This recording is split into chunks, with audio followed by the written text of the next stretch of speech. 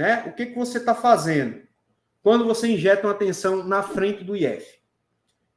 Você simplesmente está ignorando o circuito integrado e injetando uma tensão agora na frente do circuito integrado. Ou seja, se tiver lá na frente, na VPHPWR, um componente em curto-circuito, a corrente ela não vai circular para o IF. Ela vai circular para o componente lá na frente. Agora, por que o IF aquece? Porque o IF é um semicondutor, pessoal. Aí entra a parte da eletrônica que explica tudo. O que é um semicondutor? Um semicondutor, ó, o que é um condutor? Condutor é aquilo que conduz bem eletricidade, que conduz bem os elétrons, que tem uma gama muito grande de elétrons livres, que a circulação da corrente elétrica é bem mais fluida. Aí você tem os materiais que não são condutores, ou a gente pode chamar de materiais dielétricos, ou materiais isolantes, que é a borracha, a madeira, e essas coisas aí, né? Plásticos e tudo mais, que eles têm uma energia, as cargas, né? A composição da molécula, né? E dos átomos não tem ionização, ou seja, não tem DDP, certo? Ele não tem elétrons livres na sua construção molecular. E isso faz com que não haja, né, condução de elétrons por esse material. Eles estão muito bem unidos, muito bem, digamos assim, fixados, né? Os elétrons, que são a carga negativa, eles estão presos e eles não conseguem circular de um átomo para outro átomo. Já no caso do cobre, do alumínio, do ouro e de outros metais, os elétrons eles são soltos ali na camada, né, de valência dos átomos. E o que acontece? Ele fica só passando de um átomo para outro átomo, certo? E essa passagem de átomo para outro átomo cria uma corrente elétrica. Só que a corrente elétrica, ela tem um caminho correto. Ela não fica indo para lá e voltando e indo para frente e indo para trás, não. A não ser, né, dependendo do circuito, a gente tem isso aí eu teria que explicar em outro vídeo, mas os próprios indutores, né, quando descarrega o campo magnético, ele tende a jogar um pouco de corrente para trás. Mas isso aí é um outro estudo, é uma outra coisa, é um outro problema, certo? Mas quando se injeta uma tensão aqui no capacitor e você tem um componente lá na frente que está em curto-circuito, você evita passar corrente elétrica pelo IFPMIC, que é um semicondutor, ou seja, ele nem é um bom condutor e nem é um condutor fluido e ele também não é um isolante. Então, os elétrons passam ali um pouco com dificuldade. Isso gera atrito e o componente ele acaba aquecendo, certo? E isso, muitas vezes, engana o técnico iniciante, que pega componentes na placa que esquenta, tira ele fora e aí o curto continua. Né, que é o caso, por exemplo, dos iPhones, lá no caso nos MOSFETs, né? A gente tem um curto lá na PP VDD-MAN e você injetando pela VDD-MAN, a PP-BAT-VCC, que diga, você tem o MOSFET pegando fogo na placa. Por quê? Porque o curto é lá na frente, mas como o componente está ligado em série e é um semicondutor, os elétrons vão passar atritando ele com tudo e ele vai aquecer. E aí você tira o MOSFET, coloca a fonte, eita, o curto foi embora.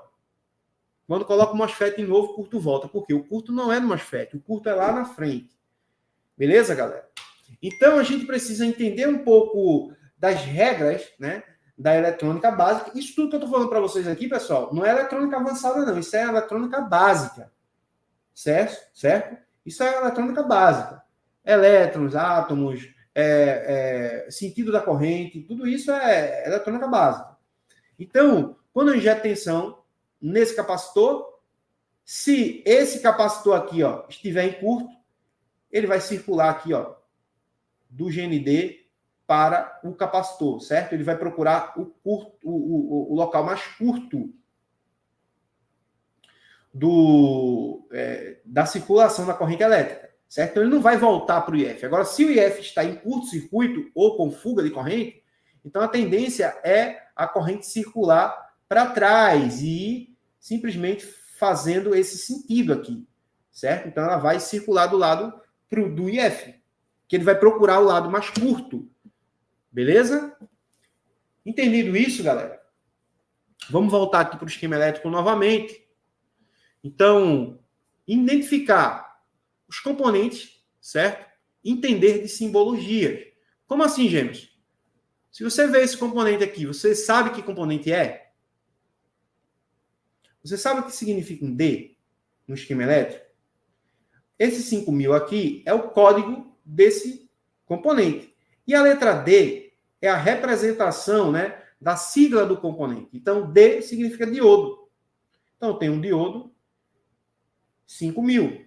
Isso é o número do código rápido do componente, certo? Mas a simbologia me mostra que é um diodo comum, certo? Porque o diodo Zener ele tem uma simbologia um pouco diferente, ok? E ele digamos assim, ele é... Cadê? Deixa eu ver aqui esse diodo. Isso aqui seria um diodo comum, certo? Ele não está ligado a GND. Então, quando você olha esse outro componente aqui, né, que parece mais um batimento cardíaco, isso aqui é o nosso resistor, certo? Então, ele tem aqui, ó, como R. R é a sigla que representa o resistor no esquema elétrico. E essa é a sua simbologia, certo? E o K aqui, ó, nada mais é do que a sua unidade de medida, certo? Então, eu tenho aqui K porque ele está na escala de K ohms, certo? Então, a gente precisa entender da parte básica da eletrônica para a gente conseguir compreender o básico do esquema elétrico. Quanto mais a gente fica bom em entender essas nomenclaturas, a gente fica bom em fazer leitura de esquema elétrico, certo? Então, ponto inicial, ponto principal que o iniciante deve fazer é compreender as simbologias na placa de um smartphone, no esquema elétrico de um smartphone, certo? Então, vamos lá. Esse símbolo aqui é o GND, certo? Esse símbolo aqui é o símbolo do quê? Do capacitor. Isso aqui é o quê, pessoal? A gente tem um símbolo do capacitor, que é a letra que representa o capacitor, certo? Que é a letra C. Então, C de capacitor. Aqui, esse número significa o código dele, aonde eu vou encontrar ele, por exemplo, né? Copiei aqui esse código. Aí eu venho aqui no layout e vou colar esse código aqui. E agora eu consigo encontrar o componente aqui, ó, clicando aqui, ó, consigo encontrar o C5078, né? Isso aqui é o código do componente no layout e no esquema elétrico, para que eu consiga encontrar aonde esse componente está ligado e aonde ele está conectado na placa, certo? Então, eu consigo verificar ele no esquema elétrico, aonde ele está ligado, qual é a malha que ele está ligado, qual é o circuito que ele está participando, e eu consigo encontrar ele também de uma forma física, através do layout, certo? Então, isso aqui é o código rápido do componente. Agora, vamos lá. Tem outra coisa também. Aqui embaixo, pessoal, esse UF significa a propriedade do componente, certo? O valor da sua unidade, ok? Então, a unidade em farad, ele é 1 microfarad, certo? Ele é um capacitor de 1 microfarad. Aí você tem na placa, por exemplo, um capacitor, você verificou que esse capacitor está em curto. E aí você olha aqui, ó, o capacitor de 1 microfarad é um capacitor importante, certo? Quando eu tenho um capacitor em nano ou um capacitor em picofarad, né, eu posso até desconsiderar. Mas quando eu tenho um capacitor que ele está na sua, digamos assim, com a sua unidade, né, em microfarad, já seria um capacitor que eu deveria levar em conta em colocar novamente. Para eu colocar um capacitor, tem muita gente que que não consegue entender. Pô, eu posso deixar sem capacitor? Posso tirar? Pessoal, capacitor, ele é um componente importantíssimo na placa. Então, aqui é o código rápido, aqui é a propriedade do componente. Então, acerca de capacitores, se eu não sei a numeração, né, a propriedade do componente, é melhor que eu não coloque. Beleza? Agora, se eu tenho aqui esse capacitor e eu não estou encontrando um igual, é bom que eu coloque com a propriedade para cima. Então, se eu tenho aqui, por exemplo, 5 microfarad, se eu tenho 1 microfarad, não encontro esse capacitor, estou encontrando um capacitor de 5 microfarad. Eu poderia colocar um capacitor de 5 microfarad. Eu só não poderia colocar um capacitor com uma propriedade menor.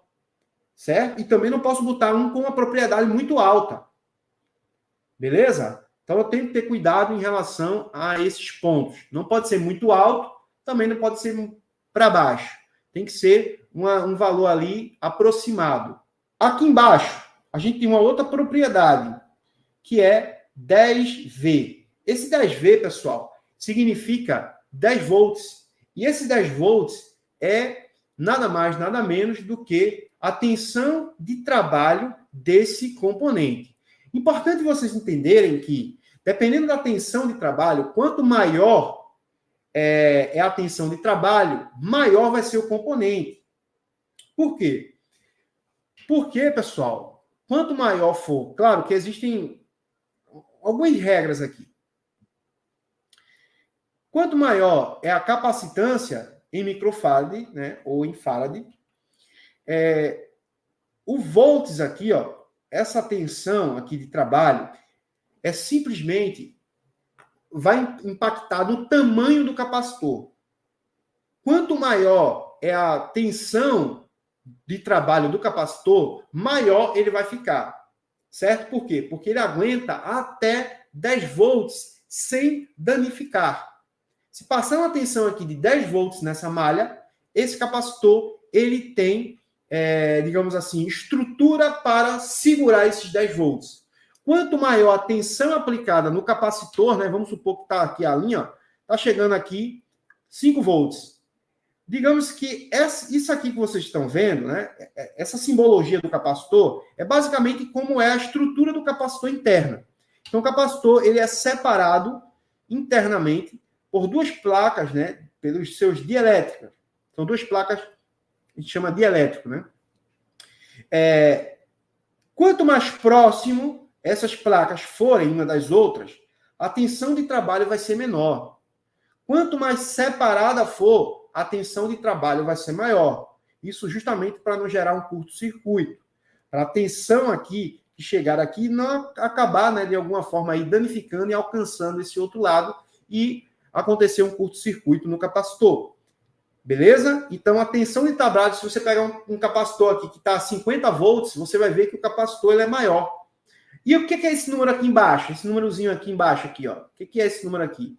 Esse número, pessoal, está associado ao tamanho do capacitor. Ele vai medir exatamente o tamanho do capacitor. Então, se você pegar o datasheet do componente, ou se você entrar em um outro esquema elétrico e colocar esse código aqui, ó, provavelmente você vai encontrar um capacitor com um código exato, com o tamanho exato que diga, do componente que você